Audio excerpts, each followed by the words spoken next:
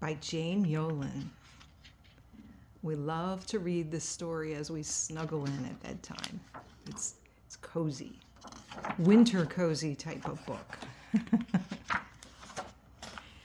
It was late one winter night, long past my bedtime, when Pa and I went owling. There was no wind, the trees stood still as giant statues, and the moon was so bright the sky seemed to shine. Somewhere behind us, a train whistle blew, whoop, whoop, long and low, like a sad, sad song.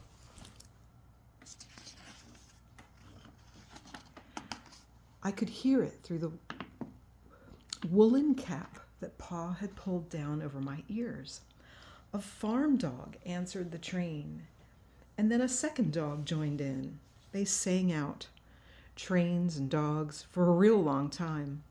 And when their voices faded away, it was as quiet as a dream. We walked on towards the woods, Pa and I. Our feet crunched over the crisp snow, and little gray footprints followed us. Pa made a long shadow, but mine was short and round. I had to run after him every now and then just to keep up, and my short, round shadow bumped after me. But I never called out. If you go owling, you have to be quiet. That's what Pa always says. I had been waiting to go owling with Pa for a long, long time.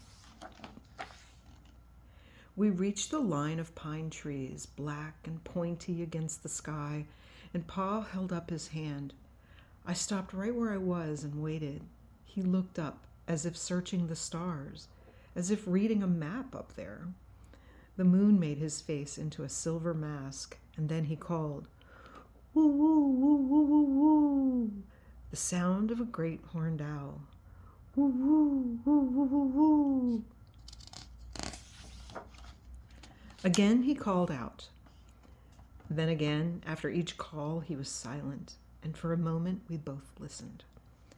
But there was no answer. Pa shrugged. I shrugged. I wasn't disappointed. My brothers all said sometimes there's an owl, and sometimes there isn't.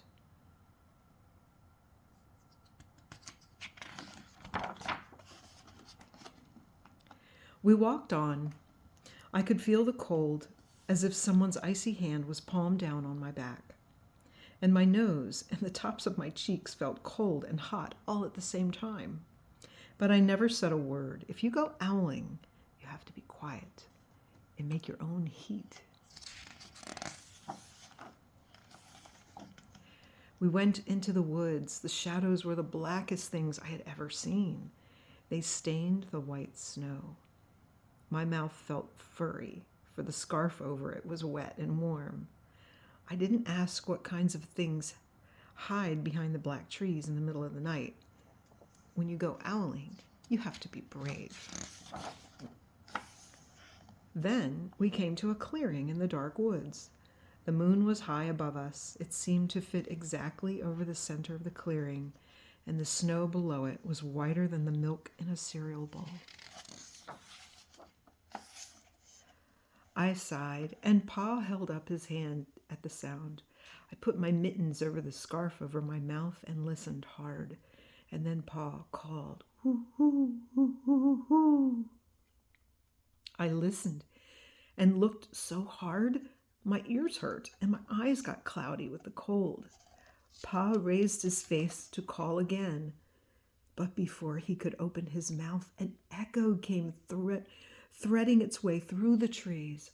Woo, woo, woo, woo, woo. Pa almost smiled. Then he called back, hoo, hoo, hoo, hoo, hoo, hoo, just as if the owl were talking about supper or about the woods or the moon or the cold. I took my mitten off the scarf, off my mouth, and I almost smiled too. The owl's call came closer from high up in the trees on the edge of the meadow. Nothing in the meadow moved. All of a sudden, an owl's shadow, part of the big tree shadow, lifted off and flew right over us. We watched silently with heat in our mouths the heat of all those words we had not spoken. The shadow hooted again. Pa turned on his big flashlight and caught the owl just as it was landing on a branch. How exciting would that be? For 1 minute, 3 minutes, maybe even 100 minutes, we stared at one another. Those big eyes. Then the owl pumped its great wings and lifted off the branch like a shadow without sound. It flew back into the forest. Time to go home, Pa told me. I knew then I could talk. I could even laugh out loud. But I was a shadow as we walked home.